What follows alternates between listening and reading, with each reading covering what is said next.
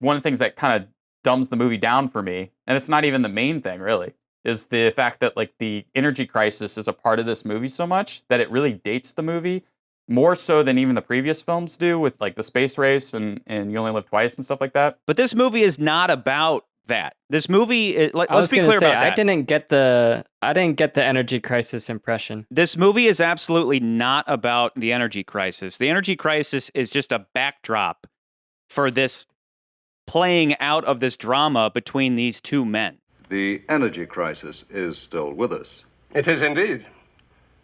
And I can't jeopardize it or any mission by having Scaramanga hop up and put a bullet in you. If that was the case, then the movie would end with Scaramanga getting killed. But it doesn't. But it does. The movie ends.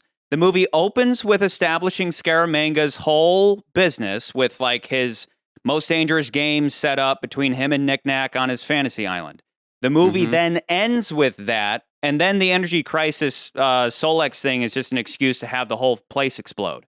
But the climax of the movie is when Bond shoots him in the heart, and we get that fantastic reaction of that's. I will say though, I do wish that when they cut back to Bond, I really wish they would have done a first person perspective, just like the turn and shoot. I wish they not looking through Bond's barrel or not looking through a barrel or anything, but seeing Bond head on, like with the gun pointed at him. But that is the climax of the movie. But the Solex stuff is so much a part of the plot of the movie that drives the whole But that's film. not what the movie's about. That's the MacGuffin. The movie is about these two men. It's not about the energy crisis. That's just background.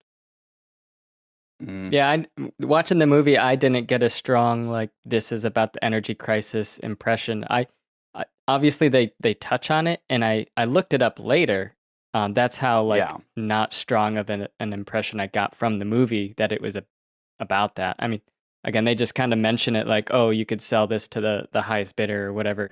This way, the highest bidder can build hundreds of these stations and sell franchises for hundreds more. Charlie, I get what you're saying. It's just, to me, it's like, it's one of those things that just dates the movie in such a weird way because I'm but like, that's not what it's about, though, dude. It doesn't matter. Like, the world is always in an energy crisis. Like, this Solex thing they're after, today, if this thing existed, governments would be fighting each other for it. Like, this isn't just like, oh, we had an energy crisis in the 70s and now that's gone.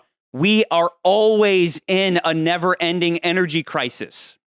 And this thing, if it happened today, they would be killing each other over their Solex. I mean, this stuff hasn't gone away. What I'm trying to say, though, is that this is like the technology that they're using in this film is like, that's not exactly how that works. And like, that's the thing that bothers me as more and more I watch this movie. I'm like we have solar panels now. Like, we know how solar panels work. It's readily available type of technology. And I do enjoy like the little subtle things where they said somebody even says something to the effect of like, well, an oil sheik might even just try to bid this thing so it doesn't come to fruition, so they keep making money off of it. A monopoly on solar power. The oil sheiks will pay you just to keep solar energy off the market. The thought had occurred to me. That's something I'm like, okay, that's cute. It's like a dumbed down version of the technology for like just general audience to be like, oh, like solar power, like, oh, this is so now you don't like the movie because of the specifics of the technology. It's not the only thing that bothers me about this movie, though, dude. You might as well be upset about space diamond lasers and other stuff. Like, we live in this fantastical like, there's all world. This extra crap that I'm like, it's just. I feel like this movie the could have been movie less isn't about fantastical. that stuff. This movie is not about that at all. But it could have been less fantastical for a plot like this. But what is you're saying that the technology is fantastical? The technology stuff is fantastical. The car plane is fantastical. And it does exist, but it just seems so silly to me.